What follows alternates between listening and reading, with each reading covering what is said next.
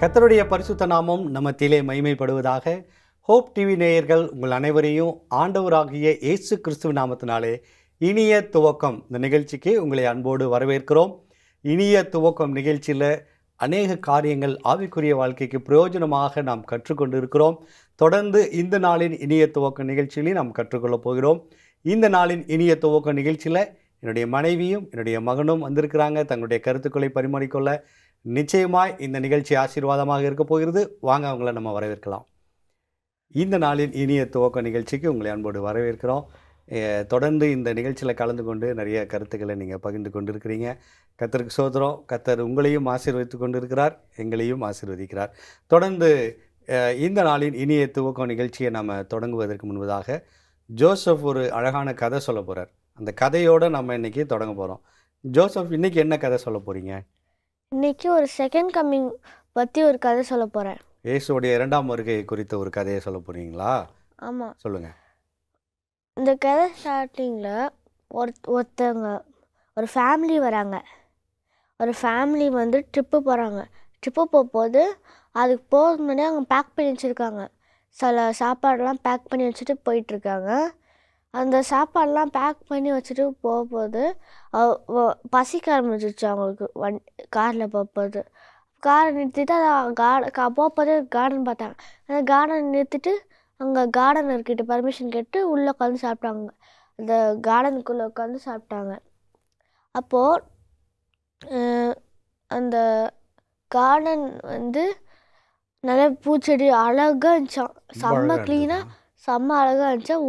ஒரு இதுக்குள்ளே அழுக்காக இல்லையா, அவ்வளோ நீட்டாக வச்சுருந்தாங்க கார்டனை. ஓகே. ஆமாம், எல்லா ஃப்ளவர்ஸும் அழகாக இருந்துச்சா. அப்போ வந்து சாப்பிட்டு முடிச்சுட்டு அந்த லேடி வந்து ஒரு லேடி வந்து இந்த ஃபேமிலி தலைவருடைய லேடி ஒய்ஃப் என்ன சொல்கிறாங்க, உங்கள் கார்டன் அழகாக இருக்குது, இவங்ககிட்ட பேசணும், ஓனர்கிட்ட பேசணும் அப்படின்னு சொன்னாங்க. ஓனர் இங்கே இல்லைங்க, வெளிநாட்டில் இருக்காங்க. ஓ அப்படியா, எப்போ வருவாங்கன்னு கேட்டேன். தெரிலங்க, எப்போனாலும் வருவாங்களா அப்படின்னு சொன்னாராம். ஆமாம், எப்போனாலும் வந்தவங்க, அதுக்கு தான் நான் க்ளீனாக வச்சுக்கிறேன் அப்படின்னு சொன்னாராம். அப்போ எதுக்குங்க க்ளீனாக வச்சுருக்கீங்க, எப்போனா வருவாங்க.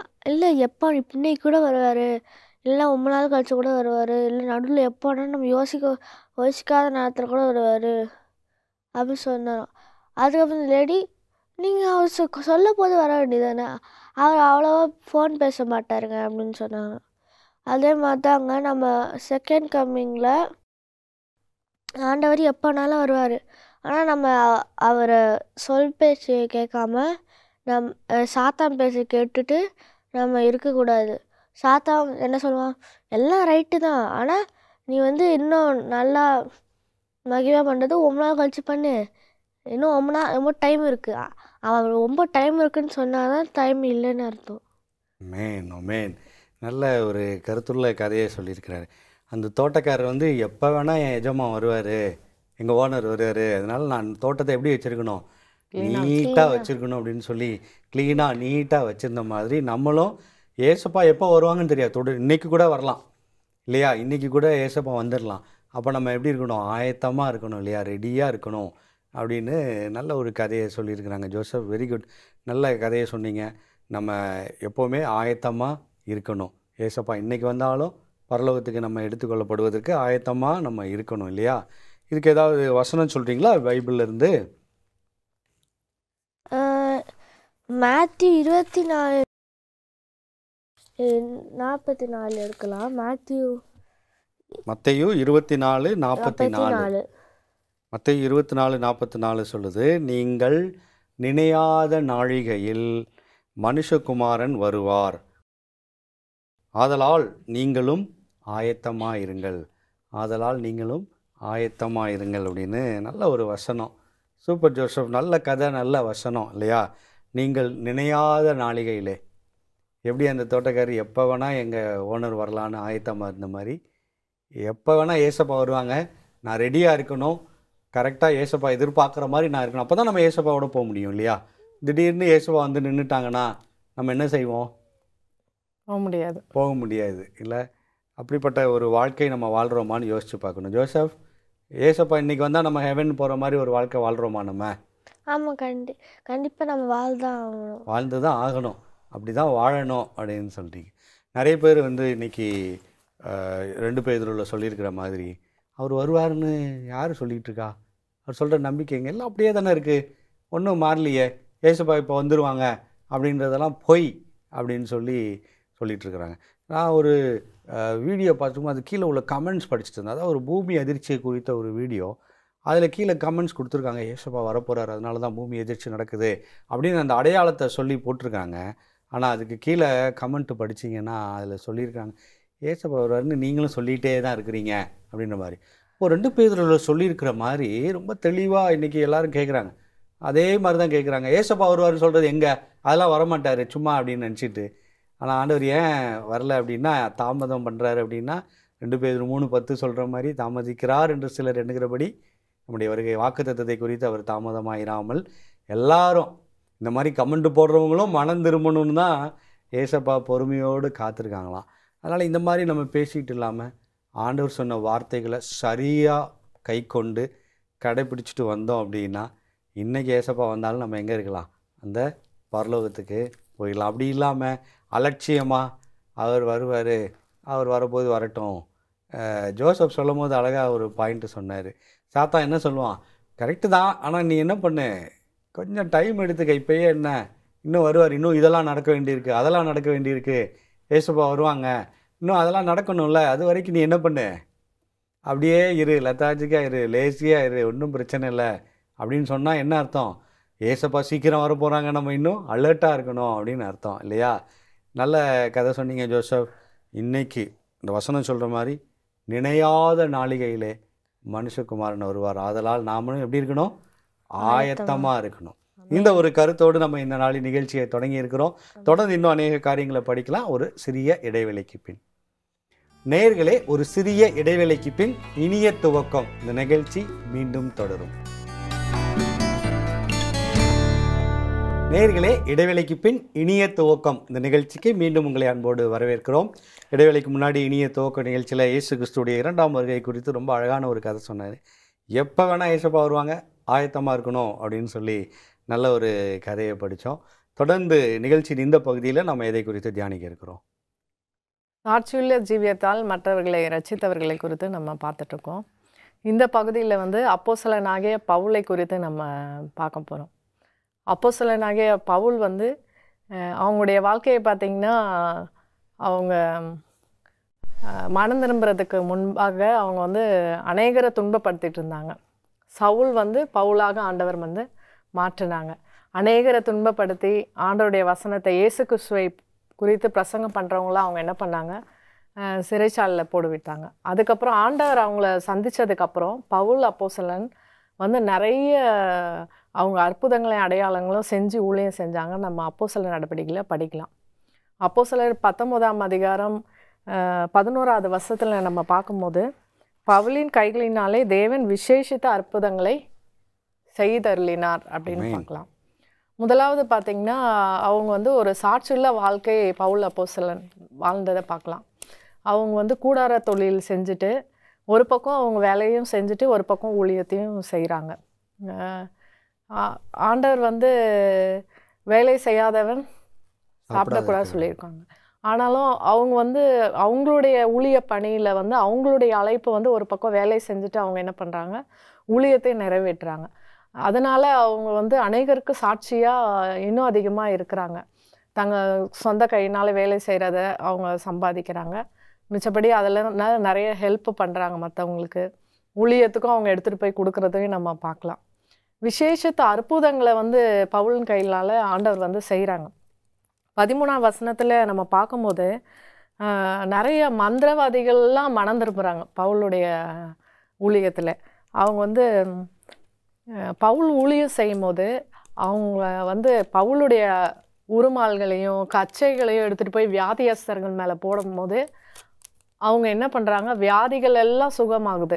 அப்போது எவ்வளோ பெரிய வல்லமையான அதிசயமான காரியங்கள்லாம் பவுலுடைய ஊழியத்தில் ஆண்டவர் நிறைவேற்றுறாங்க. பொல்லாத ஆவிகளும் அவர்களை விட்டு புறப்பட்டன, வியாதிக்காரர்கள் மேல் போட வியாதிகள் அவர்களை விட்டு நீங்கி போயிற்று அப்படின்னு பார்க்கலாம். எவ்வளோ ஒரு அற்புதமான காரியங்கள். அந்த அளவுக்கு பவுல் அப்போஸ்தலன் வரை ஆண்டவரோட ஒரு நெருங்கி ஜீவிச்சுட்டு இருந்தாங்க, சாட்சியுள்ள வாழ்க்கை வாழ்ந்துட்டு இருந்தாங்கன்னு பார்க்கலாம். ஒரு பரிசுத்தமான வாழ்க்கை வாழும்பொழுது தான் எப்படி சொல்கிறது, ஆண்டவரோடு ஒரு இணைந்த வாழ்க்கை. ஆண்டவர் அந்த அளவுக்கு அவங்களுக்கு வல்லமையும் வரங்களையும் கொடுத்து ஊழியத்தில் வல்லமையாக பயன்படுத்திகிட்டு இருந்தாங்க. நம்மளுக்கும் அந்த மாதிரி எல்லாருக்குமே ஆசை வரும். ஊழியக்காரங்களுக்கெல்லாம் அவங்களுடைய ஷர்ட்டு அல்லது கர்ச்சீப் எடுத்துகிட்டு போய் போட்டாலே சுகமாகுதுன்னா எவ்வளோ பேர் அதை ஆசைப்படுவாங்க. இந்த அளவுக்கு பவுல் வந்து இதை வாசிக்கும் போதெல்லாம் நான் நினச்சது உண்டு, எவ்வளோ வல்லமலை, எவ்வளோ பவுலை ஆண்டவர் எப்படியா பயன்படுத்தியிருக்காங்க அப்படின்னு சொல்லிட்டு. இப்படி ஆண்டவர் பயன்படுத்தும் போது அதை மற்றவங்களுக்கு வந்து மற்ற ஊழியங்கள்லாம் செய்கிறாங்களே அவங்களும் பார்க்குறாங்க. ஆனால் ஆண்டவரை ஏற்றுக்கொள்ளாத மற்றவங்க, இப்போது நம்ம ஆண்டவருக்காக ஊழியம் செய்யும் போது ஊழியம் செய்யாதவங்க, சாத்தான் பயன்படுத்துகிற சில ஆவிகள் பிடித்தவங்களாம் இருப்பாங்க. பில்லி சூனியம் செய்கிறவங்க, மந்திரவாதிகள் இருப்பாங்க. அவங்களும் என்ன, நாங்களும் தான் அற்புதம் செய்கிறோம், இவரும் தான் செய்கிறாரு அப்படின்னு சொல்லிட்டு அவங்க என்ன நினைப்பாங்க, எங்களுக்கும் வல்லமை இருக்குது அப்படின்னு அவங்க வந்து நினைப்பாங்க. இந்த இடத்துலையும் பவுல் அப்படி வல்லமையும் அதிசயங்களையும் பவுல் மூலமாக ஆண்டவர் செய்யும்போது அந்த இடத்துலையும் பவுலை ஆண்டவர் சாட்சியாக நிறுத்துறதை நம்ம பார்க்கலாம். தேசாந்தரிகளாக திரிகிற 13வது வசனம், தேசாந்தரிகள் திரிகிற மந்திரவாதிகளை யூதரில் சிலர் பொல்லாத ஆவிகள் பிடித்திருந்தவர்கள் மேல் கர்த்தராகிய இயேசுவின் நாமத்தை சொல்ல துணிந்து பவுல் பிரசங்கிக்கிற இயேசுவின் பேரில் ஆணையிட்டு உங்களுக்கு கட்டளையிடுகிறோம் என்றார்கள். அவங்க என்ன சொல்கிறாங்க, சில அற்புதங்கள் ஒருவேளை அவங்களால நடைபெறாமல் இருந்ததுனால தான் இயேசு கிறிஸ்துவின் நாமத்தை பவுல் சொல்லி இந்த அற்புதங்கள்லாம் அவங்கக்கிட்ட நடக்குது, அப்போ நம்மளும் இதை நாமத்தை சொன்னா இது நடந்துரும் அப்படின்னு சொல்லி அவங்களும் ட்ரை பண்ணுறாங்க. அந்த காலத்தில் இவங்களாம் என்ன பண்ணுறாங்க, சம்பாதிக்கிறதுக்கு அந்த ஆவிகளை பயன்படுத்தினாங்க. அப்போ இவங்க இயேசுவின் நாமத்தினாலே இதை நாங்கள் செய்கிறோம் அப்படின்னு சொல்லிட்டு சில யூத மந்திரவாதிகள்லாம் இதை பயன்படுத்தும் போது அந்த பிசாசுகள் சொல்லுது, பவுலையும் அறிவேன் இயேசுவையும் அறிவேன், நீங்களும் யாருன்னு எனக்கு தெரியும் அப்படின்னு சொல்லிட்டு அந்த ஆவிகள் சொல்லி அவங்கள வந்து ரொம்ப துன்பப்படுத்துது அந்த ஆவிகள். அப்போது அவர்கள் மேல் அவர்கள் காயப்பட்டவங்க நிர்வாணிகள் மாயை ஓடி போகிறாங்கன்னு நம்ம பார்க்கலாம். இப்படிப்பட்ட அற்புதங்கள் நடக்கும்போது அவங்க பயந்து என்ன பண்ணுறாங்க, அந்த இடத்துல இருந்த எல்லாருமே பயப்படுறாங்க. 17வது வசனம் வாசிங்க. இது எபேசுவிலே குடியிருந்த யூதர் கிரேக்கர் அனைவருக்கும் தெரிய வந்தபோது அவர்கள் எல்லாரும் பயமடைந்தார்கள், கர்த்தராகிய இயேசுவின் நாமம் மகிமைப்பட்டது. இது எல்லாருக்குமே அந்த எபேசு பட்டணத்திலே எல்லாருக்கும் தெரிய வருது, இந்த மாதிரி மந்திரவாதியான யூதர்கள் வந்து இயேசுவின் நாமத்தை பயன்படுத்தி அற்புதம் செஞ்சு பார்த்தாங்க, அதனால் அவங்களுக்கு இப்படி ஆயிடுச்சு, அவங்க எல்லாம் ஓடி போனாங்க அப்படின்னு சொல்லி அங்கே எல்லாருக்கும் தெரிஞ்ச உடனே பவுல் அதான் உண்மையாக ரட்சிக்கப்பட்ட ஆண்டவருடைய நாமத்தை நம்ம சொன்னாதான் அது வந்து அற்புதம் நடக்கும், வல்லமை புறப்படும் அப்படின்னு சொல்லி ஆண்டவருடைய நாமத்தில் இன்னும் விசுவாசம் உள்ளவர்கள் ஆனார்கள். நிறைய பேர் வந்து பயந்தாங்க, ஆண்டவருடைய நாமத்தை சும்மா சொல்கிறதுக்கு என்ன பண்ணாங்க, அந்த இடத்துல பயந்தார்கள் அப்படின்னு சொல்லப்பட்டிருக்குது. நம்ம வந்து ஆண்டவருடைய நாமம் வந்து அந்த இடத்துல பவுல் நிமித்தமாக மகிமைப்பட்டது. அவங்க செய்கிற ஊழியத்தினாலே பவுலை மறைத்து ஆண்டவர் வந்து என்ன பண்ணுறாங்க, அந்த இடத்துல வல்லமையாக பயன்படுறாங்க. பயன்பட்டது நிமித்தமாக அந்த வல்லமையினால அவங்க அந்த வல்லமைக்காக ஒரு போட்டி மாதிரி அந்த இடத்துல வருது. அடுத்ததாக பார்த்தீங்கன்னா மந்திரவாதிகளும் நிறைய பேர் என்ன பண்ணுறாங்க, ரட்சிக்கப்படுறாங்க. அடுத்த வசனத்திலே 19ஆம் வசனத்திலே மாயவித்தைக்காரனவங்க அநேகர் தங்கள் புஸ்தகங்களை கொண்டு வந்து எல்லாருக்கும் முன்பாக சுட்டெரித்தார்கள். அவைகளின் தொகை என்னன்னா 50,000 வெள்ளி காசு. ஒரு பெரிய தொகையான புஸ்தகங்கள்லாம் எடுத்துகிட்டு வந்து அவங்க என்ன பண்ணுறாங்க, எரிக்கிறாங்க. இந்த மாதிரி ஒரு அற்புதங்களே ஆண்டவர் என்ன பண்ணுறாங்க, பவுலின் மூலமாக செய்கிறாங்க. அவர் அவ்வளோ அந்த அளவுக்கு சாட்சியுள்ள ஜீவியத்தை வெளிப்படுத்துகிறாங்க. ஆண்டவருடைய நாமத்தை பயன்படுத்துவதிலையும் அற்புதங்களை செய்வதிலையும் அடையாளங்கள் செய்வதிலையும் மற்றவர்கள் நிற்கும் போதும் ஆண்டவருக்காக ஒரு சாட்சியாய் வல்லமையாக அவங்க என்ன பண்ணுறாங்க, பயன்படுறத நம்ம பார்க்கலாம். இந்த மந்திரவாதிகள் பில்லி சுனியவங்க செய்கிறவங்களாம் நம்ம வந்தாலும் என்ன பண்ணக்கூடாது, பயப்படக்கூடாது. நம்ம ஊழியம் செய்கிறோம், ஆண்டவர் நாமத்தினால செய்யும்போது அவங்களுக்கு எதிராக நம்மளுக்கு எதிராக அவங்க எதுவுமே பண்ண முடியாது. நம்ம ஆண்டவருக்கு முன்பாக அவங்களால நிச்சயமா எதிர்த்தே நிற்க முடியாது அப்படின்னு பார்க்குறோம். தொடர்ந்து நம்ம படிக்கலாம் ஒரு சிறிய இடைவேளைக்கு பின்னாடி. நேயர்களே, ஒரு சிறிய இடைவேளைக்கு பின் இனிய துவக்கம் இந்த நிகழ்ச்சி மீண்டும் தொடரும். நேயர்களே, இடைவேளைக்கு பின் இனிய துவக்கம் இந்த நிகழ்ச்சிக்குள்ளாய் மீண்டும் உங்களை அன்போடு வரவேற்கிறோம். இனிய துவக்க நிகழ்ச்சியில் இடைவேளைக்கு முன்னாடி பவுலுடைய வாழ்க்கை சாட்சியினுடைய ஜீவியத்தினால எவ்வளோ பேர் ரட்சிக்கப்பட்டாங்க அப்படின்னு சொல்லி நம்ம பார்த்துட்டு வந்தோம். அதில் பவுல் வல்லமையாக இயேசுவின் நாமத்தை பயன்படுத்தி அற்புதங்களை செய்கிறத பார்க்குறோம். மந்திரவாதிகள், பில்லி சூனியத்தில் இருந்தவங்க எல்லாரும் மனம் திரும்பி வருகிறத பார்க்குறோம். அதில் முக்கியமாக ஆண்டவருடைய நாமம் மகிமைப்பட்டது அப்படின்றதையும் நம்ம பார்த்தோம். தொடர்ந்து சொல்லுங்கள் அதை குறித்து. அப்போஸ்தலர் 19:18 விசுவாசித்தவர்கள் அநேகர் வந்து தங்கள் செய்கைகளை வெளிப்படுத்தி அறிக்கையிட்டார்கள் அப்படின்னு ஒரு வசனம் சொல்லப்பட்டிருக்குது. இதன் மூலமாக இந்த மாயவித்தைக்காரன் அவங்கெல்லாம் ரட்சிக்கப்பட்டதுக்கப்புறம் விசுவாசித்தவர்கள் அநேகர் தங்கள் செய்கைகளை வெளிப்படுத்தி அறிக்கையிட்டார்கள் சொல்லப்பட்டிருக்குது. இந்த காலகட்டத்திலையும் சில காரியங்கள் அப்படி தான் நடந்திருக்கு. செய்கைகளை வெளிப்படுத்தி அறிக்கையிட்டார்கள். அந்த மாதிரி மாயம் செய்கிறவங்க, மந்திரம் செய்கிறவங்க, அடுத்தவங்களுக்கு எதிராக ஏதாவது செய்கிறவங்க, தங்கள் செயல்னால தவறுகள் செய்கிறவங்க, அதான் செய்கைகளை வெளிப்படுத்தி அறிக்கையிட்டார்கள். அப்படின்னா நான் இவங்களுக்கு எதிராக இந்த பாவம் செஞ்சுருக்கேன், இவங்கள நான் கஷ்டப்படுத்தியிருக்கேன், இவங்கள துன்பப்படுத்தியிருக்கேன் அப்படின்னு சொல்லி நிறைய பேர் வந்து செய்கைகளை அறிக்கையிட்டாங்களாம்.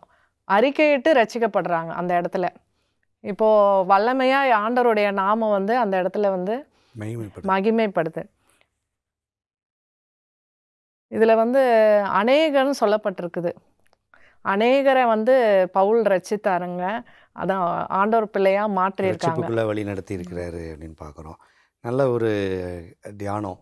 பவுல் எப்படி சாட்சியுள்ள வாழ்க்கை, ஆண்டவர் அவருக்கு கொடுத்த வல்லமையை பயன்படுத்தி அவர் என்ன பண்ணுறாரு, அநேகரை அற்புதங்களை பார்த்தும் அநேகர் ரட்சிக்கப்படுறாங்க இல்லையா? ஆனால் அந்த அற்புதங்களை அவர் செய்யும்போது எதுவுமே பவுலுடைய நாமத்தினால சொல்லி இயேசுவின் நாமத்தினால போகணும் அப்படின்னு சொல்லி அந்த வல்லமையை பார்த்து மற்றவர்கள், அந்த மந்திரவாதிகள் மனம் திரும்பி ஆண்டவர்கிட்ட வராங்க. அது அழகான ஒரு காரியத்தை நம்ம பார்த்தோம். அந்த மந்திரவாதிகள் வைத்திருந்த அந்த ஓலைச்சுவடிகள், புஸ்தகங்கள் எல்லாத்தையும் வந்து எரிக்கிறாங்க. 50,000 வெள்ளிக்காசு பெருமானமான காரியத்தை அவங்க புத்தகங்களெல்லாம் கொண்டு வந்து எரிக்கிறாங்க அப்படின்னு பார்க்கும் பொழுது எந்த அளவுக்கு அந்த பவுல் இயேசுவின் நாமத்தை கொண்டு சாட்சியாக அங்கே அற்புதங்களை செஞ்சுருக்கிறாரு, ஆண்டவரை பற்றி சொல்லியிருக்கிறாரு அப்படின்றத நம்ம பார்க்குறோம். நமக்கும் ஆண்டவர் அது போன்ற வல்லமைகளை கொடுக்குறாங்க. நம்ம தான் என்ன பண்ணுறதில்ல, அதை கேட்டு ஆண்டவர்கிட்ட பெற்றுக்கொள்கிறதில்ல. மார்க்கு 16வது அதிகாரமாகட்டும், லூக்கா 24வது அதிகாரமாகட்டும், மத்தேயு 28 எல்லாத்துலேயுமே ஆண்டவர் அந்த 1ஆம் வருகை முடித்து அவங்க போகும்போது எல்லா அதிகாரத்தையும் நான் உங்களுக்கு கொடுக்குறேன், சகல அதிகாரமும் எனக்கு கொடுக்கப்பட்டிருக்குது, அதெல்லாம் நான் உங்களுக்கு கொடுக்குறேன், நீங்கள் செய்யுங்க அப்படின்றாங்க. ஆனால் நம்ம என்ன பண்ணுறதில்ல, அதை கேட்டு பெற்றுக்கொள்ளு. நம்ம அதை பெற்றுக்கொண்டு இயேசுவுக்காக சாட்சியாக நம்ம அதை செய்யும்போது இன்னும் அநேகர் ரட்சிப்புக்குள்ளாக வழிநடத்தப்படுவாங்க அப்படின்ற பாடத்தையும் இந்த தியானத்தின் வாயிலாக நம்ம கற்றுக்கொள்கிறோம். கர்த்தருக்கு ஸ்தோத்திரம். நல்ல தியானத்தை நம்ம பார்த்தோம். தொடர்ந்து நிகழ்ச்சியின் இந்த பகுதியில் நம்ம வந்து ஒரு வாக்குத்தத்தத்தை நம்ம பார்த்து நம்ம இந்த நிகழ்ச்சியை நிறைவு செய்யலாம். ஆண்டவர் ஒவ்வொருத்தங்களுக்கும் ஒவ்வொரு நேரத்தில் என்ன கொடுக்கணுமோ அதை செய்கிறாங்க. இப்போது பிரசங்கி அதை குறித்து சொல்கிறாரு, சகலத்தையும் தேவன் அதனதின் காலத்தில் நேர்த்தியாக செய்கிறாரு அப்படின்னு சொல்லப்பட்டிருக்கு. சில நேரங்களில் நமக்கு ஒரு சில நேரம் தாமதமாகும் போது, ஒரு சில ஆசீர்வாதங்கள் நம்ம எதிர்பார்த்துருக்கிற காரியங்கள் தாமதமாகும் போது நமக்கு எப்படி ஆயிடுது, மனசு சோர்வடைந்து போயிடுது. அதனால் அந்த மாதிரியான நேரங்களில் ஆண்டவருடைய வாக்குத்தத்தங்கள் நம்மளுக்கு என்ன பண்ணுதுங்க, நல்லா ஊக்கத்தை கொடுக்குறதா. அப்படிப்பட்ட ஒரு ஊக்கத்தை கொடுக்கக்கூடிய ஒரு வசனம் தான் இன்றைக்கி வாக்குத்தத்தமாக ஆண்டவர் நம்மக்கிட்ட பேசுகிறாங்க. ஏசாயா 33:16 வசனம். ஏசாயா 33:16 நாம் படிக்கும்போது, ஜோசப் படிங்க, என்ன வாக்குத்தத்தம்? அவன் உயர்ந்த இடங்களில் வாசம் பண்ணுவான், கன்மலைகளின் அரண்கள் அவனுடைய உயர்ந்த அடைக்கலமாகும். அவன் அப்பம் அவனுக்கு கொடுக்கப்படும், அவன் தண்ணீர் அவனுக்கு நிச்சயமாய் கிடைக்கும். ஆமென். அவன் அப்பம் அவனுக்கு கொடுக்கப்படும், அவன் தண்ணீர் அவனுக்கு நிச்சயமாய் கிடைக்கும் என்று ஆண்டவர் வாக்களித்திருக்கிறார். ஆண்டவர் வந்து எல்லாத்தையும் நேர்த்தியாக அதனதின் காலத்தில் செய்கிற தேவன். நாம் தான் வந்து என்ன நினைக்கிறோம், இது நடக்க மாட்டேங்குது, அது நடக்க மாட்டேங்குது, நம்ம தான் நம்ம இதயத்துக்கெல்லாம் நினச்சிட்ருக்குறோம். நம்மளுடைய எதிர்பார்ப்பெல்லாம் உடனே நடக்கணும், இப்போவே நடக்கணும் அப்படின்னு இருக்குது. ஆனால் ஆண்டவர் எப்போ கொடுத்தா கரெக்டாக இருக்கும் அவனுக்கு, எப்போ இந்த காரியத்தை அவனுக்கு நம்ம செய்யணும் அப்படின்றத அறிந்த தேவனாக இருக்கிறார். நம்முடைய தேவன் கடந்த காலத்தையும் அறிந்த தேவனாக இருக்கிறார், நிகழ்காலத்திலையும் என்ன நடக்கிறது என்பதை அறிந்த தேவனாக இருக்கிறார், என்ன நடக்க போகிறது என்று எதிர்காலத்தையும் அறிந்த தேவனாக இருக்கிறார். அப்படிப்பட்ட தேவனை நம்ம வணங்கும் பொழுது ஏன் இது நடக்கலை, ஏன் இது இன்னும் கிடைக்கல அப்படின்னு சொல்லி நம்ம யோசித்து வருத்தப்பட வேண்டிய அவசியம் இல்லை. ஏனென்றால் நமக்கு எது சரியானது, எது நமக்கு எப்போது தேவை என்பதை ஆண்டவர் நிச்சயமாய் கொடுப்பார் என்பதில் எந்தவித சந்தேகமில்லை. இந்த வசனம் அப்படி தான் சொல்லுது, உயர்ந்த இடங்களில் அவன் வாசம் பண்ணுவான், கண்மலைகளின் அரண்கள் அவனுக்கு அடைக்கலமாகும். இதெல்லாம் நான் ரெடி பண்ணுவேன், அவன் அப்போ அவனுக்கு நிச்சயமாக கிடைக்கும், அவன் எதிர்பார்த்துருக்கிறது நிச்சயமாய் கிடைக்கும், அவன் தண்ணீர் அவனுக்கு நிச்சயமாய் கொடுக்கப்படும் என்று வேத வசனம் சொல்லுகிறது. இன்றைக்கி ஒருவேளை எதிர்பார்த்துருக்கிற நேயர்கள், இதை பார்த்து கொண்டிருக்கிற நேயர்கள் யாராவது எனக்கு இது இன்னும் டிலே ஆகிட்டுருக்கு, இது தாமதமாகிட்டுருக்குன்னு நினச்சா நிச்சயமாக கிடைக்கும். நான் சொல்லலை, ஆண்டவர் சொல்கிறாங்க. இந்த வாக்குத்தத்தத்தின் வாயிலாக ஆண்டவர் சொல்கிறாங்க, அவன் அப்பம் அவனுக்கு கொடுக்கப்படும், அவன் தண்ணீர் அவனுக்கு நிச்சயமாய்னா என்னது, கன்ஃபர்ம்டாக அது நிச்சயமாக கிடைக்கும் என்று ஆண்டவர் வாக்களித்திருக்கிறார். இந்த வாக்குத்தத்தத்தை நாம் பற்றி கொள்ளும் பொழுது நிச்சயமாய் நமக்கு தேவையான காரியங்களை ஆண்டவர் கொடுப்பார் என்பதில் எந்தவித சந்தேகமில்லை. நல்ல வாக்குத்தத்தத்திற்காக தேவனுக்கு நன்றியோடு நாம் ஜெபிப்போமா. எங்கள் அன்புள்ள ஆண்டவரே, அருமையான இந்த நிகழ்ச்சிக்காக நாங்கள் நன்றி செலுத்துகிறோம். இந்த நிகழ்ச்சியின் வாயிலாக எங்களோடு நீர் பேசினதற்காக நன்றி ஆண்டவரே. நீங்கள் எப்போ வேணால் வருவீங்க ஆண்டவரே, நாங்கள் ஆயத்தமாக இருக்கணும், எங்களுடைய செய்கைகள் எல்லாம் உமக்கு பிரியமாக இருக்கணும் ஆண்டவரே. நீங்கள் எங்களுக்கு கொடுத்த வல்லமைகளை கொண்டு உம்முடைய நாமத்தினால நாங்கள் சாட்சியாய் ஜீவித்து அநேகரை ஆதாயப்படுத்தி கொள்ள கிருபை செய்யுங்க. இதை பார்த்து கொண்டிருக்கிற நேயர் யாருக்காவது ஆசீர்வாதம் தாமதித்து கொண்டிருந்தால், ஏற்ற வேளையில் ஏற்ற காரியங்களை செய்கிற தேவன், சகலத்தையும் நேர்த்தியாய் அதனின் காலத்திலே செய்கிற தேவன், நிச்சயமாய் அவர்கள் எதிர்பார்த்திருக்கிற காரியங்களை வாய்க்க செய்யும்படியாய் இயேசுவின் மூலம் ஜெபிக்கிறோம் எங்கள் ஜீவனுள்ள நல்ல பிதாவே. ஆமென், ஆமென். கர்த்தருக்கு ஸ்தோத்திரம். கர்த்தர் நல்ல தியானங்களை இந்த நிகழ்ச்சியின் வாயிலாக நாம் படிக்க கிருபை செய்தாங்க. தொடர்ந்து இந்த நிகழ்ச்சியில் நீங்கள் கலந்து கொள்வதற்கு மிக்க மகிழ்ச்சி. கர்த்தர் உங்களை ஆசீர்வதிப்பாராக. நேயர்களே, இந்த நாளின் இனிய துவக்கம் நிகழ்ச்சி உங்களுக்கு ஆசீர்வாதமாக இருந்திருக்கும் என்று கர்த்தருக்குள் நம்புகிறோம். மீண்டும் மற்றொரு இனிய துவக்கம் நிகழ்ச்சியில் உங்களை சந்திக்கிறோம்.